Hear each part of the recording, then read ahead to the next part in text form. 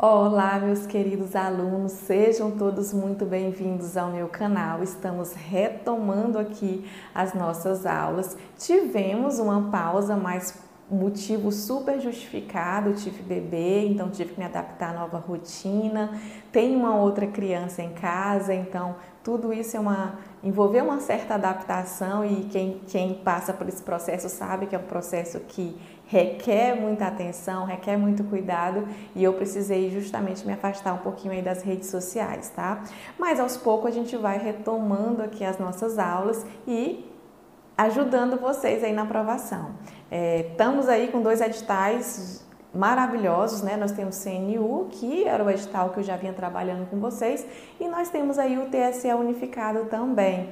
Então, a minha ideia aqui é fazer alguns projetos específicos, tanto para o CNU como também para o TSE unificado, tá?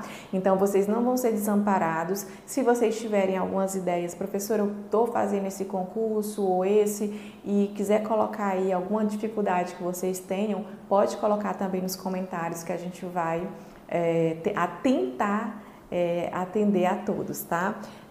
Para quem está chegando hoje no canal e não me conhece, sou a professora Luciana Marinho, professora de Finanças Públicas, professora de Orçamento Público, de AFO. Alguns de vocês já me conhecem do Estratégia e eu continuo no Estratégia, né? E aqui é um projeto específico aí para ajudar vocês aí em demandas muito mais específicas, tá? Então, a gente vai continuar aqui os nossos projetos também no nosso canal, ok? Bom, pessoal, e o que é que eu preparei para a aula de hoje? Então, já vou dizendo para vocês, estou retomando aos poucos, mas já com muita coisa legal programada, tá? Então, nós vamos ter aí em torno de 2 vídeos por semana, como eu estava fazendo anteriormente. Vamos ter também vários projetos interessantes. Nós temos um prazo bom aí agora para o CNU e também para o TSE unificado. Dá para fazer algumas revisões legais, tá? Estou pretendendo também fazer lá no Telegram algumas enquetes, alguns testes com vocês, para que vocês possam responder algumas questões interessantes e trabalhar com vocês aqui teoria, questões, trabalhar com vocês aqui revisões, que vai ser bem legal. E se vocês tiverem alguma ideia específica, coloquem aí nos comentários que a gente vai produzindo aqui para vocês também, tá? A ideia aqui é ajudar a todos. Bom, pessoal, e o que é que a gente vai falar na nossa aula de hoje, né? Já dei aquela apresentada, já disse que tá tudo certo, a gente está voltando com tudo, né? Tô retomando aqui as redes sociais e hoje eu vou fazer a nossa segunda aula sobre ciclo orçamentário. Fiquei devendo a vocês essa aula. E a gente trabalhou na nossa primeira aula, por exemplo, a primeira etapa do ciclo, trabalhamos a parte de emendas parlamentares, como é que se altera um projeto de LOA. Então, isso a gente trabalhou na nossa primeira aula. Quem não assistiu, já clica aí e assiste essa aula sobre ciclo orçamentário que a gente tem aqui já no canal, tá bom? E essa aula específica eu vou falar sobre o quê? Vou falar sobre emendas parlamentares. Ainda tem muita coisa sobre emendas que cai muito e essa aula de hoje ela é muito importante porque ela despenca em prova. A gente vai falar sobre os percentuais das emendas, tanto das emendas individuais como das emendas de bancada parlamentar. Vamos falar como é que é feita essa transferência. Nós temos 2 formas de transferir esse recurso. Pode ser uma transferência especial, que é uma transferência mais aberta, que pode ser aplicada, que tem uma certa liberdade para os entes federados aplicar esse recurso, ou uma transferência com finalidade definida, que ela é mais carimbada, que ela, na verdade, ela tem uma destinação específica. Então, a gente vai comentar como é que a Constituição tratou desses tipos de emenda, tá? Então, não se preocupe, não fiquem aqui ansiosos que a gente vai explicar todos os detalhes, vou trazer os dispositivos e vocês vão entender tudo direitinho. Mas, sem perder tempo, a gente vai aqui para a tela para a gente começar a falar sobre emendas parlamentares. Vamos lá, pessoal. Ciclo orçamentário, aula 2, eu estava devendo essa aula para vocês, muitos de vocês estavam cobrando e vamos começar então a nossa aula. Bom, quando a gente fala de emendas parlamentares, nós temos que lembrar que está muito ligado à questão do orçamento impositivo. Então, como é que funciona esse orçamento impositivo? A primeira coisa que eu quero dizer para vocês é que existe um percentual obrigatório para aprovação do projeto de LOA. Isso mesmo. O PLOA, no momento da aprovação, existe um percentual que é obrigatório para essa aprovação. Da mesma forma, pessoal, depois que a LOA foi aprovada, que nós temos aqui uma lei orçamentária aprovada, existe também um percentual obrigatório de execução dessa LOA. E quando a gente fala de execução dessa LOA, essa obrigatoriedade vale para o Poder Executivo. Por que que existe isso? Vamos aqui explicar para vocês direitinho o contexto para que vocês possam entender. Antigamente, existiam as emendas, tá bom? A aprovação das emendas parlamentares, existiam algumas destinações de recursos. Só que quando chegava lá no município, no estado, que o Poder Executivo ia executar essas emendas, sabe o que acontecia? Às vezes o Poder Executivo não queria executar. Mas por que que o Poder Executivo não queria executar essas emendas parlamentares? É porque muitas vezes, pessoal, era do seu opositor.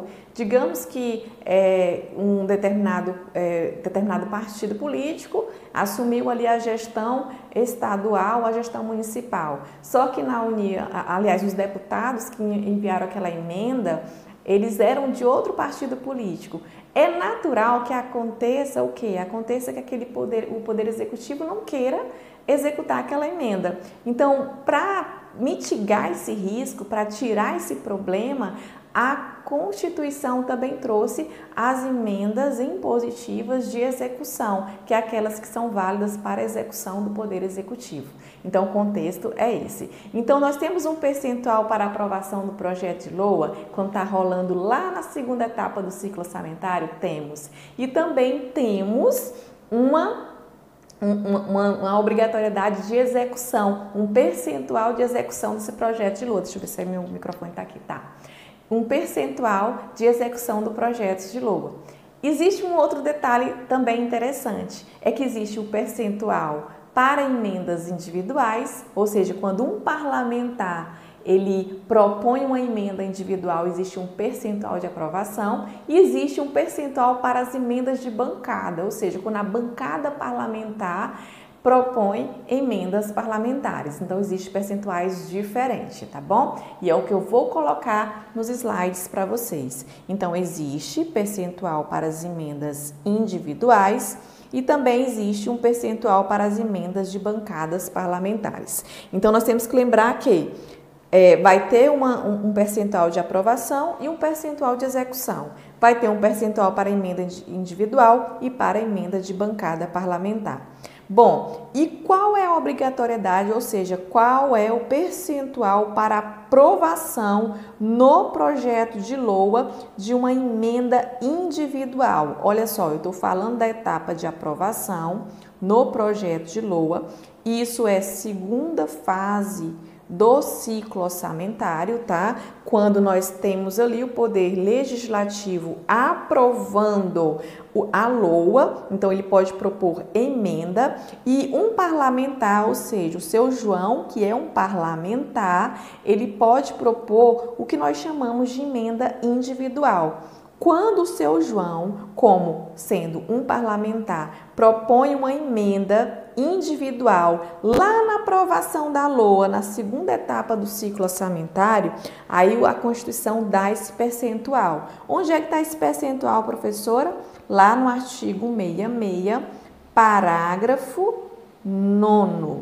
Então, se vocês olharem o artigo 66, parágrafo 9º da Constituição, vocês vão encontrar que as emendas individuais ao projeto de lei orçamentária serão aprovadas no limite de 2%, guardem isso, da receita corrente líquida do exercício anterior ao encaminhamento do projeto, ok?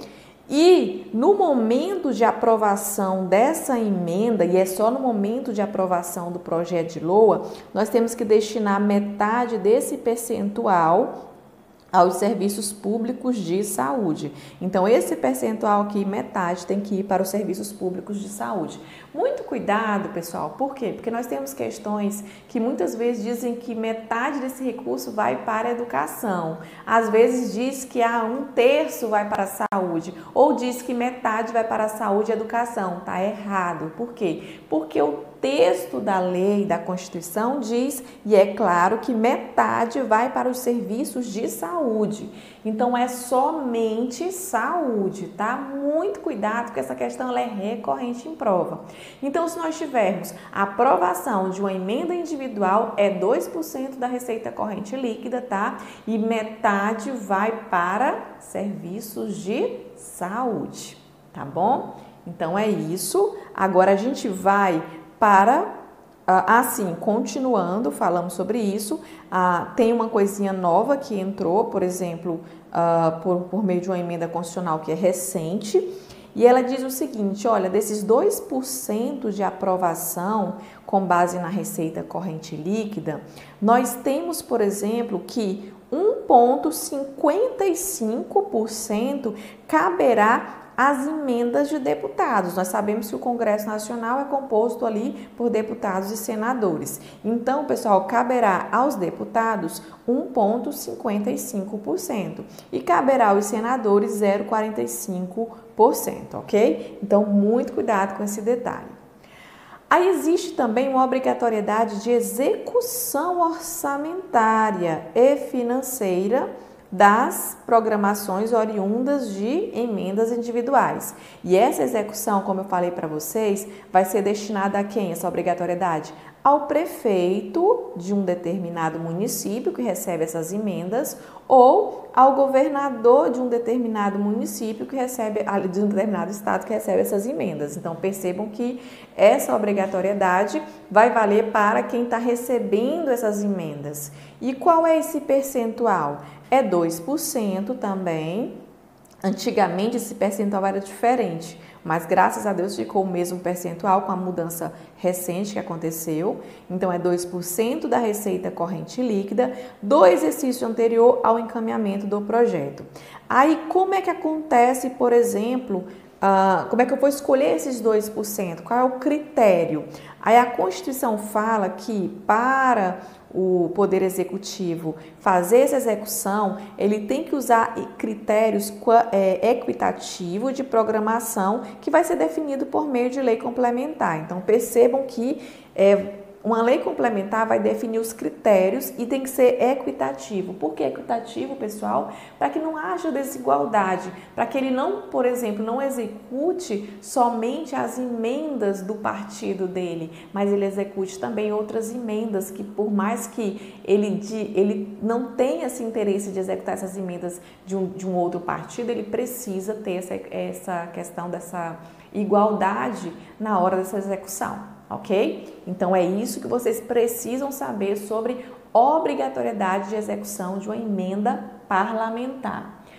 Bom, e a questão das emendas de bancada, como é que funciona? E nós temos que lembrar que existe uma obrigatoriedade de execução, e a Constituição traz isso, tá? A obrigatoriedade de execução das emendas de bancada parlamentar. E se vocês olharem o artigo 66, parágrafo 12 da Constituição de 88, lá vai dizer que também vai se aplicar a questão da iniciativa das bancadas parlamentares, ou seja, as programações incluídas por todas as bancadas parlamentares, o percentual vai ser de 1% da receita corrente líquida realizada no ano anterior.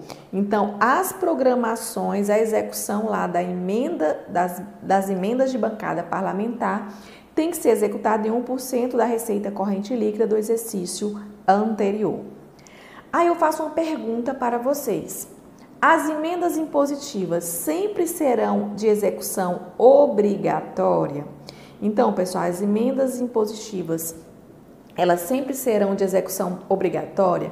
Aí nós temos que ir lá no artigo 166, parágrafo 13 da Constituição Federal, e lá vai dizer o seguinte, olha, as programações orçamentárias para as emendas individuais, ou seja, quando nós estamos lá, o prefeito executando determinada emenda, seja ela individual ou de bancada, elas nem sempre serão obrigatórias. Por quê? Porque pode acontecer algum tipo de impedimento de ordem técnica. Se existir algum tipo de impedimento de ordem técnica, ela pode deixar de ser obrigatória. Então, essa questão de ser obrigatória é bem relativo, tá? Se nós tivermos um impedimento de ordem técnica e isso for justificado ali pelo prefeito, pelo governador, a gente pode deixar de ter essa execução. Mas a regra é executar de forma equitativa. Só que se nós tivermos um problema de ordem técnica, eu posso afastar essa obrigatoriedade. E eu vou afastar tanto para as emendas individuais como também para as emendas de bancada, tá bom? Vamos lá para a tela novamente.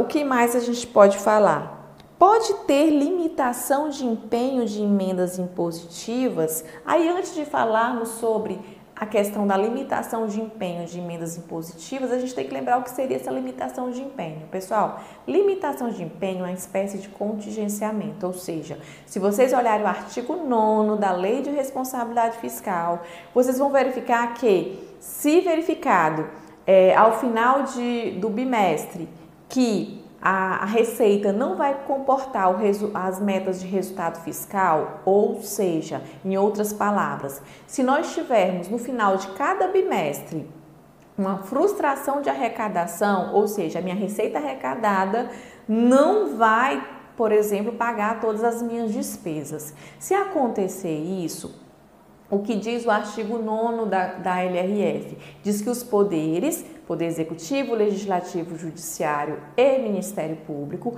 promoverão por ato próprio nos montantes necessários a limitação de empenho e movimentação financeira. Então, cada um vai fazer sua limitação de empenho e movimentação financeira por ato próprio, tá? Aí a pergunta que eu faço para vocês, sim, e no caso das emendas parlamentares, elas sofrem também limitação de empenho? Porque nós sabemos que elas são transferidas, elas precisam ter uma execução obrigatória, mas e aí, se nós tivermos um problema de frustração de arrecadação, eu posso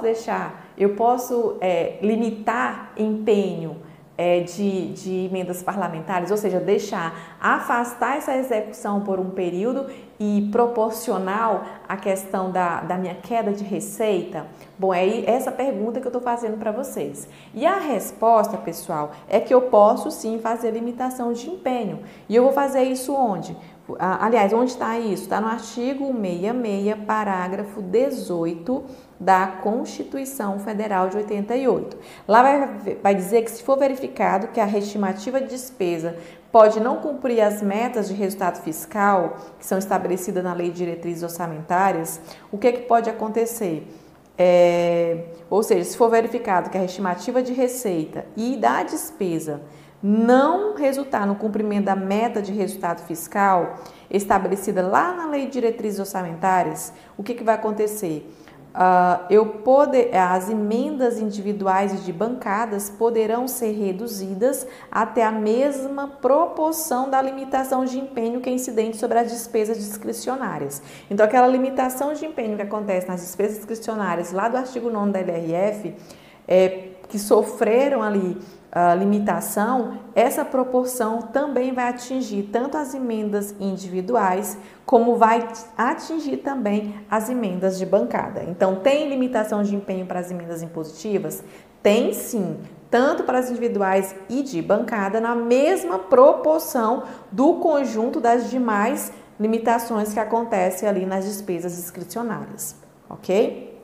Bom, o que mais a gente pode lembrar aqui em relação ao ciclo orçamentário e em relação a essas emendas? Pessoal, nós temos dois tipos de transferência. Por exemplo, a emenda ela é transferida da União para os estados, município, entendeu? DF. Então, percebam que essas emendas vão ser transferidas para os estados, Distrito Federal e municípios, e são de dois tipos. Nós podemos ter, a gente vai falar dos dois tipos, tá? Mas primeiramente eu quero dizer para vocês é o seguinte, que a transferência obrigatória da União para execução de programação de emenda individual, ou seja, e de emenda de bancada, ela acontece aqui, essa transferência acontece, né, da União para os estados, Distrito Federal e município.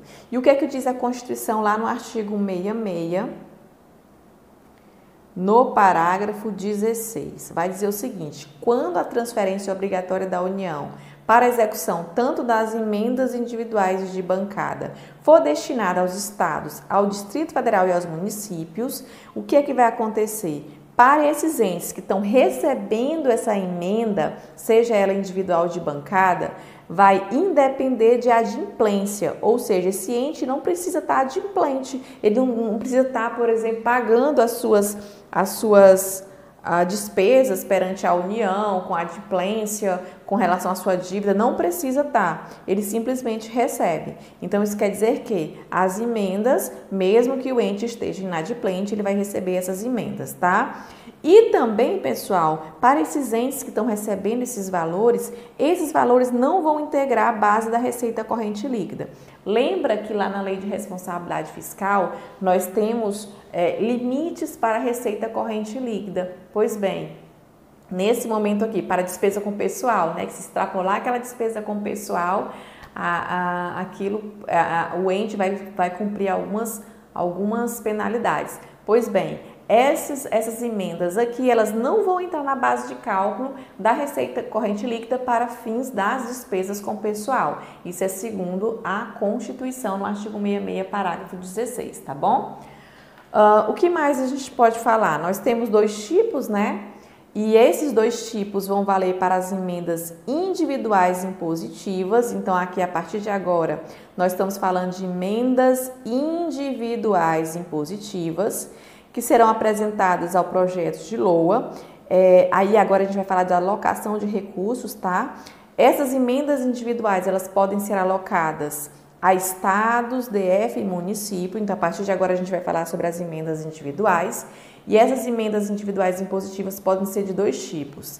Nós temos a transferência especial e nós temos a transferência com finalidade definida.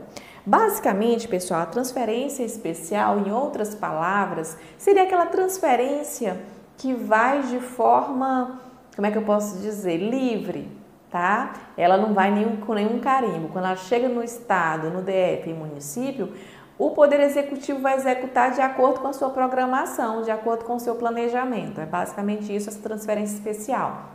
É tanto que nessa transferência especial eu nem preciso de convênio, não preciso de nenhum tipo de instrumento ali indireto que vá fazer ali a intermediação dessa transferência, tá? E o que é interessante é que a partir do momento que eu transfiro esse recurso da União para esses entes federados, esses recursos vão pertencer a esses entes federados quando se tratar dessas transferências especiais, tá? E nós temos as transferências com finalidade definida.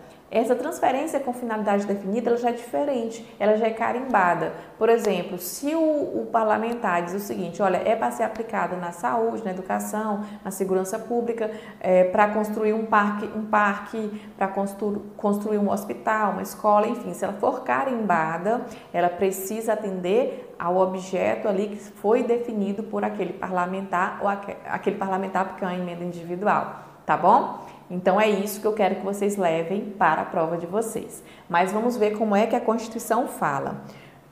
E, primeiramente, a gente só explicou as duas, eu vou falar a característica de cada uma das duas. Nós temos que lembrar o seguinte, que esses recursos transferidos, e eu já falei isso para vocês, não integrarão a receita do Estado, DF e município, para fim de repartição tributária, ou seja, se a União repassou esse recurso para um estado, o estado não precisa repassar esse recurso para o município por meio do fundo de participação dos municípios. Então, esse recurso que é recebido, que é transferido, não vai integrar a receita do estado para fins de repartição tributária. Ou seja, se o estado recebeu, ele não vai precisar repassar isso ao município por meio do fundo de participação dos municípios. E também não vai entrar no cálculo para despesa com pessoal, seja ela ativo, inativo e também sobre dívida pública. Então, emenda individual tanto de transferência especial como de transferência com finalidade definida, não vai integrar aquelas receitas que são por meio de repartição tributária e não vai integrar os limites da despesa com pessoal ativo e inativo e também no quesito de endividamento público, tá? Então, muito cuidado com esse detalhe, isso quem traz a própria Constituição. O que mais a gente pode falar? Aí a gente tem que lembrar o seguinte, que tanto a transferência especial como a transferência com finalidade definida é vedado em qualquer caso a aplicação dos recursos para pagar, por exemplo, despesa com pessoal e encargos sociais. Então, eu não posso, Estado e município, receber esse recurso e pagar a despesa com pessoal e encargos sociais, seja ele ativo, seja ele inativo ou seja pensionista. Como também eu não posso pagar serviço da dívida, então eu não vou pagar também serviço da dívida com essas transferências, ok? Então existe essa proibição na própria Constituição. Mas o que seria essa transferência especial? Para a gente fechar esse assunto aqui, não fechando, né, que a gente vai falar da outra também. A transferência especial, pessoal, como eu já falei para vocês, são aqueles recursos repassados diretamente ao ente federado que independe, ou seja, não precisa celebrar convênio ou qualquer tipo de instrumento cogênere, tá bom? Não pertence ao ente federado, pertencerá ao ente federado que vai receber essa transferência. Então, se nós tivermos a União transferindo esse recurso ao Estado e ao município, ele vai pertencer a esse Estado e pertencer a esse município. Então, a partir do momento que transfere essa emenda individual, essa transferência especial, ele vai pertencer ao Estado e ao município. Da mesma forma, pessoal, nós temos a Constituição dizendo que esse recurso vai ser aplicado em programações finalísticas. E essas programações finalísticas é do Poder Executivo beneficiado. Ou seja, se nós tivermos um município sendo beneficiado, o Poder Executivo vai aplicar ali numa programação finalística que ele bem entender, tá bom? Então, observe que existe essa destinação para os entes e é uma destinação livre, tá? Para que eles possam aplicar esse recurso da forma como eles quiserem, tá? E é por isso que a Constituição diz, olha, vai transferir para o Poder Executivo estadual, municipal, vai pertencer àquele Poder Executivo estadual ou municipal e eles vão aplicar ali nas suas programações, tá? Então, existe essa destinação livre realmente. Então, vai ser aplicado em programações finalísticas da área de competência do Poder Executivo beneficiado. Já a transferência com finalidade definida, como eu disse para vocês, ele é carimbado, ele fica vinculado à programação que é estabelecida lá na emenda parlamentar por meio do parlamentar. E ele é aplicado em áreas de competência da União, que é diferente aqui, né? Aqui é aplicado em áreas de competência do ente que vai se beneficiar dessa transferência. Por isso que lá é uma transferência mais livre, de alocação livre e que vai pertencer ao ente que vai receber essa transferência financeira. Agora aqui não, essa transferência ela vai realmente ser carimbada. Se ela for carimbada para, por exemplo, ser aplicada para a construção de uma ponte, por exemplo, pavimento de uma rua, coisa parecida, ela precisa ser aplicada para essas situações, tá bom? Isso foi definido pelo parlamentar e são áreas de competência aqui constitucional da União, que também é muito interessante nós lembrarmos disso também. E esses exemplos que eu trouxe para vocês são hipotéticos, tá? Vamos fazer agora algumas questões. Gente, eu escolhi algumas questões só para a gente fazer aqui um esquenta com vocês em relação a esse tópico aqui específico, tá? E percebam que a gente vai começar com uma questão do IPEA, que é uma questão recente da SES Gran Rio, uma tendência lindíssima, porque é uma tendência de contexto, talvez a prova de vocês venham nesses contextos, tá? E eu quero trabalhar com vocês essas questões de contexto, porque eu acredito que o SES Gran Rio vem contextualizado, então vocês vão analisar um gráfico, dali vocês vão ter que raciocinar, trazer um discernimento no que vocês aprenderam de AFO e tentar ver o que a banca está cobrando de vocês. Eu vou explicar esse gráficozinho para vocês direitinho, vamos lá. Essa questão do SES Gran Rio diz o seguinte: o gráfico a seguir apresenta informação sobre autorização empenho e pagamento de programações de despesas por meio de emendas parlamentares. Aqui você já disse, opa, aqui está tratando de emendas parlamentares individuais, está falando de autorizar essas emendas, empenho e pagamento. Gente, quando fala de autorização, nós temos que lembrar do percentual de 2% de autorização do projeto de LOA, tá? Que nós temos essa autorização sendo feita em 2% hoje, né? Nós temos que lembrar que o pagamento é a obrigatoriedade também de 2% de execução e esse pagamento vai ser feito pelo Poder Executivo. Então, existe dois contextos aqui. Tem um contexto de aprovação da emenda parlamentar individual e nós temos o contexto de pagamento, que é justamente a execução. Os dois existe uma obrigatoriedade, tanto para a autorização como também para o pagamento. O que a gente pode ver nesse gráfico aqui? Primeira coisa que a gente vai olhar são os anos. Pessoal, a partir de quando a gente começou a ter as emendas individuais? Aí nós temos aqui 2015, que a gente começou a trabalhar as emendas individuais. Então, percebam, pessoal, que, olha, aqui nós tínhamos a autorização, dotação, e aqui nós estamos tratando de emendas parlamentares individuais. Aí nós temos aqui o empenho e nós temos aqui o pagamento. O que é que a gente percebe aqui? A autorização da emenda, o empenho da emenda e o pagamento. A partir de 2016, olha só, aqui começou a ter aquela questão da execução das emendas parlamentares, a autorização para a execução de emendas parlamentares. O que aconteceu a partir de 2015? Então, a partir de 2015, nós tivemos a emenda constitucional, que trouxe essa obrigatoriedade de execução de uma emenda individual, ok? E passamos aqui a ter um pagamento maior. Se vocês perceberem, nós temos o Poder Executivo fazendo o pagamento dessas emendas, olha só.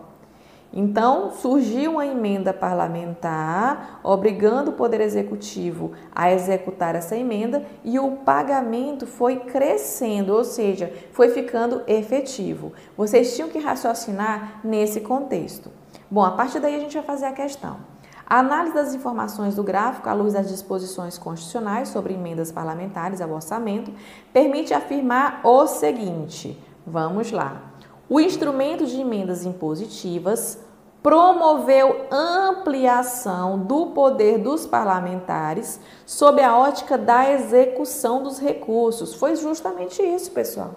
O que aconteceu aqui foi, agora, o Poder Executivo fica obrigado a pagar, a fazer a execução orçamentária e financeira dessas emendas. Isso aconteceu a partir de 2015, quando foi criado o orçamento impositivo, a execução das emendas individuais. Então, foi a partir daí que nós tivemos essa obrigatoriedade que ampliou o poder do Legislativo de ter a sua execução de suas emendas parlamentares, ok? São emendas individuais, ok? Então, é isso que trata a questão, que é o instrumento de emendas impositivas que promoveu a ampliação de poder dos parlamentares sobre a ótica da execução, porque houve a obrigatoriedade do Poder Executivo de executar os recursos orçamentários. E o nosso gabarito é a letra B, ou letra A, tá? Letra B, o crescimento de ampliação dos recursos na área de saúde e educação, nada a ver, até porque aqui no gráfico não fala nada sobre saúde e educação.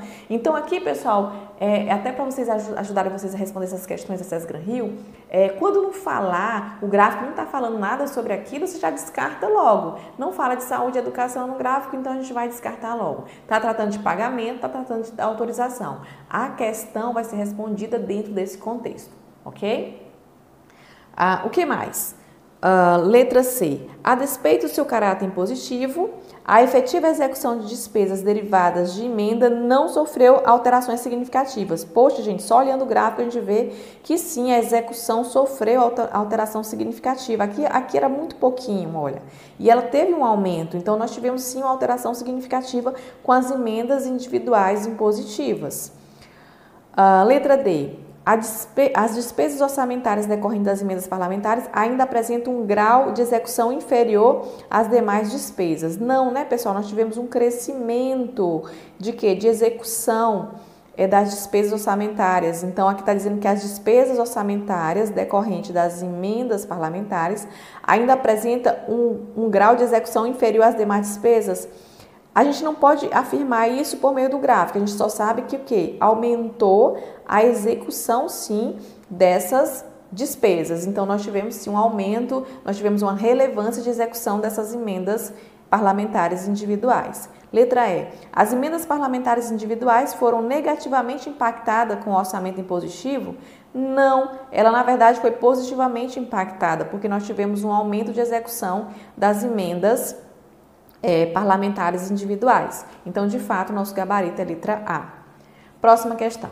Conforme disposições constitucionais, as emendas parlamentares individuais, aí vocês têm que olhar o seguinte, olha, aqui está falando de emendas parlamentares individuais, apresentada ao projeto de LOA, trata de apresentação ao projeto de LOA, serão aprovadas nos termos de percentual da receita corrente líquida de acordo com a seguinte configuração. Aqui, pessoal, é artigo 166, parágrafo 9º, tá? Da Constituição Federal de 88. E lá vai dizer o quê? Que as emendas individuais ao projeto de LOA serão aprovadas, porque aqui está tratando do projeto de LOA, então é aprovação, tá? Aprovadas no percentual de 2% da receita corrente líquida, sendo que metade desse percentual vai para onde? Para os serviços públicos de saúde. Então, a nossa resposta está na letra E. 2% da receita corrente líquida do exercício anterior ao do encaminhamento do projeto, sendo que 50%, que é metade, serão destinados aos serviços públicos de saúde. Então, a nossa resposta é letra E. E, por fim, nós vamos fazer uma questão do CESP que diz o seguinte: de acordo com as disposições da Constituição e da Lei 4.320, bem como a jurisprudência do STF, julgue o item a seguir referente às leis orçamentárias. Aí ela diz o seguinte: as emendas individuais impositivas apresentadas ao projeto de LOA poderão alocar recursos aos estados somente por meio de transferência com finalidade definida? Não é somente por meio de transferência. A gente viu que existe duas formas de transferir esses recursos por meio de emendas individuais impositivas. É por meio da transferência especial. Então, nós temos a transferência especial e nós temos a transferência, eu vou botar assim, transferência com finalidade definida. Então, nós temos esses dois tipos. O erro da questão é dizer somente porque existem as transferências especiais. Então, errada, tá, pessoal? Lembrando que a transferência especial é de alocação livre, não precisa de convênio ou outro instrumento. Ela pertence ao ente que vai receber esse recurso.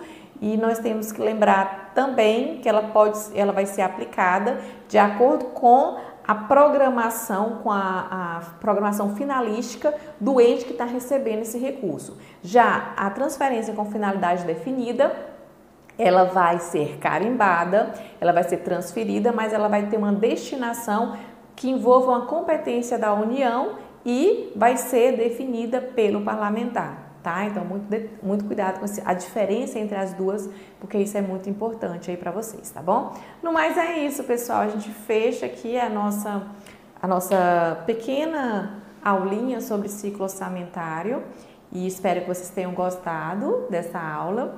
E é uma continuação da aula 1. Quem não assistiu a aula 1 pode assistir a aula 1. E a gente se encontra aí num próximo dia que eu vou trazer mais aulas para vocês. Estou querendo trazer técnicas orçamentárias, talvez falar um pouquinho sobre dívida ativa. Concurso CNU vai cair em alguns blocos aí esses assuntos também. A gente vai fazer revisão sobre finanças públicas ainda, vamos fazer revisão sobre outros assuntos, TSE unificado também, tá bom? Mas no mais é isso, queria passar aqui para vocês essa revisão, espero que vocês tenham gostado. E se vocês não estão nas minhas redes sociais, eu deixo aqui meu Instagram, se vocês quiserem falar comigo, acompanhar os conteúdos que eu publico lá no Instagram. Deixo meu Telegram, se vocês quiserem, por exemplo, os slides das aulas, eu coloco esses slides lá no meu Telegram, tá? Então, vocês podem estar pegando lá no Telegram e se inscrevam no canal, né, no YouTube, que vai dar tudo certo aí, vocês vão receber muita coisa legal, tá bom? Eu tô pensando também em fazer uma aula, acho que essa semana eu faço, se não na próxima semana, que eu vou ensinar vocês a estudarem AFO, estudarem finanças públicas, estudarem, enfim, orçamento público, tanto para o CNU como também para o TSE unificado. Vou fazer 2 vídeos específicos falando sobre isso e a questão que eu quero dizer para vocês é: dependendo do seu nível de conhecimento da disciplina, como é que você deve abordar o seu estudo. Vai ser bem interessante, pessoal. Não deixem de acompanhar essa aula. Vai ser uma aulinha pequena. Eu vou fazer assim 15, 20 minutos, meia hora no máximo, talvez. Mas que vale muito a pena, que vai ser a estratégia que vocês precisam para, por exemplo, aprender a nossa disciplina, porque eu sei que muitos de vocês têm essa dificuldade, tá bom? Então, antes de sairmos aqui dessa aula, eu vou deixar aqui minhas redes sociais. Deixo aqui então para vocês, Luciana de Paula Marinho, que é meu Instagram. Aí eu deixo aqui meu Telegram para vocês também. E também se inscrevam no canal, que vai ser muito legal aí acompanhar. A gente está juntos aqui, construindo essa comunidade, construindo aqui esse conhecimento todo de afro. Eu sei que vocês vão se apaixonar por nossa disciplina, com certeza, tá bom? No mais é isso. Aguardo vocês aí num próximo episódio. Até mais. Tchau, tchau.